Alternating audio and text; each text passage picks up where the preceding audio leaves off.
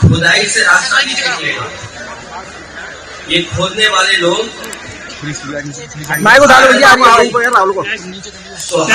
खोदेंगे।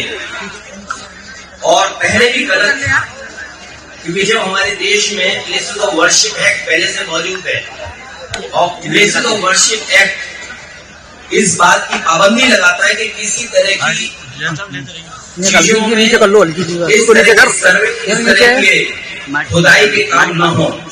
लेकिन भारतीय जनता पार्टी जानबूझ करके इन मसलों को इसलिए उठा रही क्योंकि किसान के सवाल पर वो बात करना चाहते हैं। अरे नीचे कर लो यार। भारतीय जनता पार्टी से किसान ये पूछे कि आपने तो किसान की आय दोगुनी की बात की थी, लेकिन किसान आज भी तकलीफ और परेशानी में है। जिस समय उसे डीएपी चाहिए था, डीएपी उपलब्ध नहीं था, खाद उपलब्ध नहीं थी, जो बीजों की कीमत बढ़ी है, कीटनाशक दवाइयों की कीमत बढ़ी है और बिजली का बिल लगातार बढ़ता चला जा रहा है।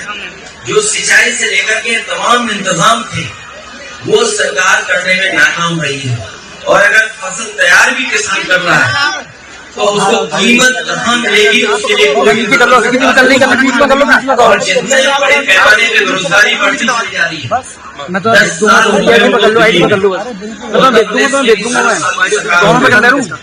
17 साल का हिसाब किताब लगाएं, इस सरकार ने बेरोजगारी बढ़ाई है, न नौकरी है न रोजगार है।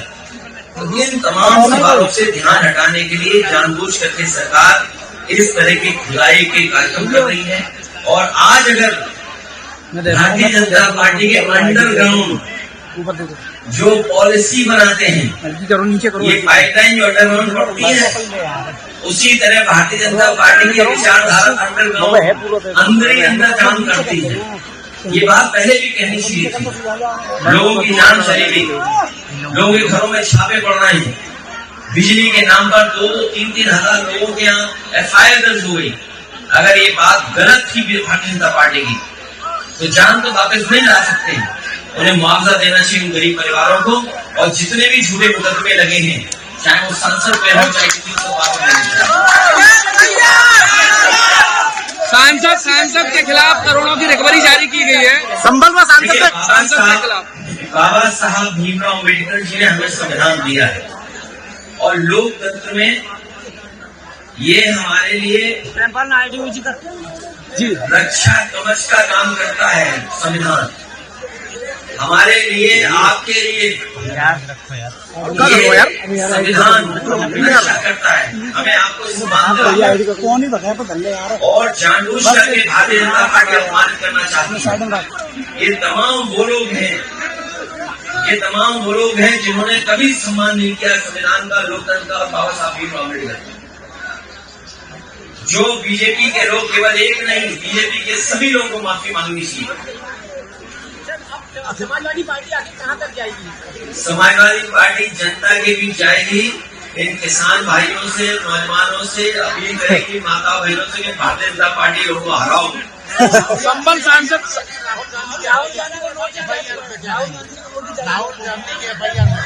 देखिए, भारतीय जनता पार्टी जानबूझ करके ऐसी बहस लेना चाहती है देश में जिससे उसे लाभ मिले। वो लोकसभा परिसर की घटना है। कई बार लोकसभा परिसर में ऐसी घटनाएं हुई हैं जिसमें FIR दर्ज नहीं हुई। आपको याद होगा लोकसभा में देश के वो 1 करोड़ रुपए लेकर आए थे और उन्होंने टेबल पर रख दिया था लोकसभा में। क्या उस समय FIR दर्ज नीचे करो, ये एक JPC के माध्यम से चर्चा कर जो कार्रवाई करनी है बिल्कुल विधान लोकसभा के अंदर हुई। लेकिन ये जानबूझ करके भारतीय जनता पार्टी लोगों को डराना चाहती है। FIR से, झूठे मुकदमों से कोई डरने वाला नहीं है। भारतीय जनता पार्टी आतंकवादी संगठन हो सकता है उन्होंने ज्यादा कह दिया हो, उन्हें ये लगा हो जो नफरत फैलाने वाला दल है। आप नफरत फैलाने वाले दल को क्या कहेंगे? जो दल ये जानता हो कि इस घटना के बाद लोगों की जान चली जाएगी, उस दल को आप क्या कहेंगे? ऊपर करो। केवल एक जगह नहीं, कई उदाहरण में जैसे जहाँ पर भारतीय जनता पार्टी इस तरह नफरत फैलाने का काम किया है।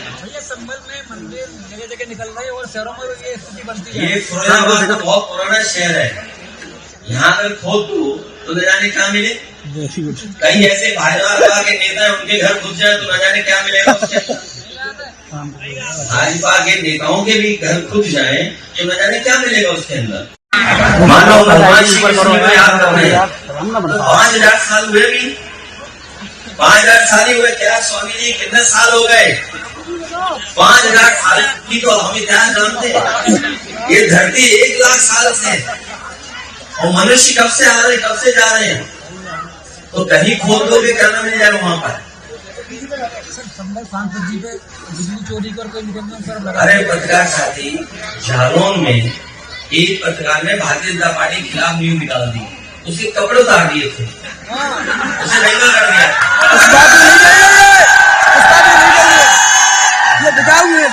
ये देखिए, ये सब सोशल मीडिया का जमाना है। अब आगे की रणनीति क्या भैया? आगे ऐसा नहीं जो चीजों को जानता हो, इन चीजों को कैसे फेस करेंगे? जानते हैं, इसलिए हम समाजवादियों की या जो भी सरकार में है उसके सामने चुनौतियां बनी है कि इन नौजवानों का भाग्य कैसे बेहतर हो।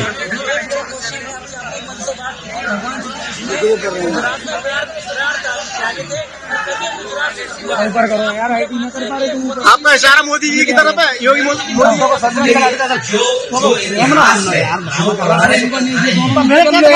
सच्चाई उसको हम और आप तो सही तो बनना। भगवान श्री कृष्ण का ये कार्यक्रम है और मैं चाहता हूँ कि आप लोग भी इसमें रिसर्च करो, जानकारी दो, हासिल करो कि क्या सच्चाई है उसमें।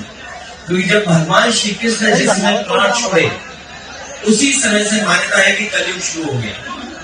और वो स्थान जहाँ पे भगवान श्री कृष्ण ने प्राण छोड़े वो गुजरात में है, सोमनाथ के बगल में है।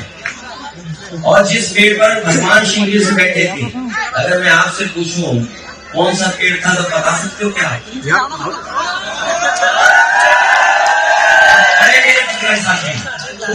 ये दिल्ली से इसको व्हाट्सएप से सवाल आ रहे हैं, बताइए आगे की रणनीति क्या भैया? 27 का प्लान क्या है? ये चुनाव आ गया है, इसलिए ईडी भी आ गई। चुनाव आते ईडी, इनकम टैक्स आ जाती है, चुनाव आते सीबीआई आ जाती है। ये कौन सी नई बात है, सब जानते हैं बात। हमारी रणनीति ये है कि नौजवानों का साथ लें, किसानों को जागरूक करें, माता बहनों को भविष्य में हम लोग सम्मान देंगे। चाहे हमें किसी रूप में सरकारी योजनाओं से उनकी सुरक्षा, उनके स्वास्थ्य और उनके सम्मान के लिए कोई योजना बनानी पड़ेगी तो हम लोग बनाएंगे। पूर्व में भी हम लोगों ने अच्छी योजनाएं बनाई थी जो आज भी जनता को दिखाई दे रही है, चाहे वो एम्बुलेंस हो, चाहे पुलिस को गाड़ी हो, चाहे वो लैपटॉप हो, और चाहे बड़ी बड़ी सड़कें बनाई हो, चाहे बिजली का इंतजाम किया, नहरों का पानी फ्री किया हो, सब याद है।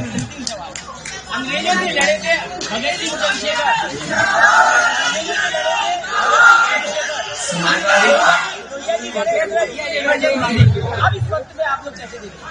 क्या बता रहे हैं? अंग्रेजों के जमाने में चंद्रशेखर और भगत सिंह जी हुए, अब इस जमाने में नहीं, ये लड़ाई लगातार चलती रहेगी क्योंकि भारतीय जनता पार्टी ने बहुत बड़े पैमाने पर नुकसान किया है। ये बातें तो बड़ी बड़ी करते हैं। कल भी अगर हमने आपने सुना होगा कुवैत का भाषण, प्रधानमंत्री जी का कुवैत का भाषण सुना होगा कि न जाने कितनी बड़ी चीजें बता रहे हैं, लेकिन जमीन पर कहाँ है? जमीन पर क्या है? पेपर पूछ ले, अगर 2 लाख हो जाए आगे को पेपर हो, बेरोजगारी चरम सीमा पे, कितना साबित होंगे। हमें बड़े पैमाने पे नौजवानों को नौकरी रोजगार देना है, हमें वो इंतजाम करना है जिससे बड़े पैमाने पे नौजवानों का रोजगार मिले, नौकरी मिले। वो फैसले हम लोगों ने। संसद में इस तरह बहसबाजी हो रही है, धक्का मुक्की हो रही है, सर मर्यादा को लेकर ये सत्ता पक्ष में जो सरकार के लोग हैं उनको सोचना समझना चाहिए था। सरकार रास्ता निकालती है, स्पीकर के माध्यम से अगर कोई ऐसी घटना हुई थी तो सभी पॉलिटिकल पार्टी के लीडर्स को बुलाया जा सकता था, बात की जा सकती है। लेकिन आप बहानेबाजी देखिए उनको, ये सब बहानेबाजी थी। कई लोगों ने ऐसा कहा है कि ऐसा ड्रामा तो एक्टर भी नहीं कर पा रहे जैसे भारतीय जनता पार्टी के सांसद लोग ड्रामा करते हैं। फरक्काबाद वाले तो सर्टिफिकेट वाले सांसद हैं, वो जनता के जीते हुए सांसद नहीं है। फरक्काबाद वाले सर्टिफिकेट से जीते हुए सांसद हैं।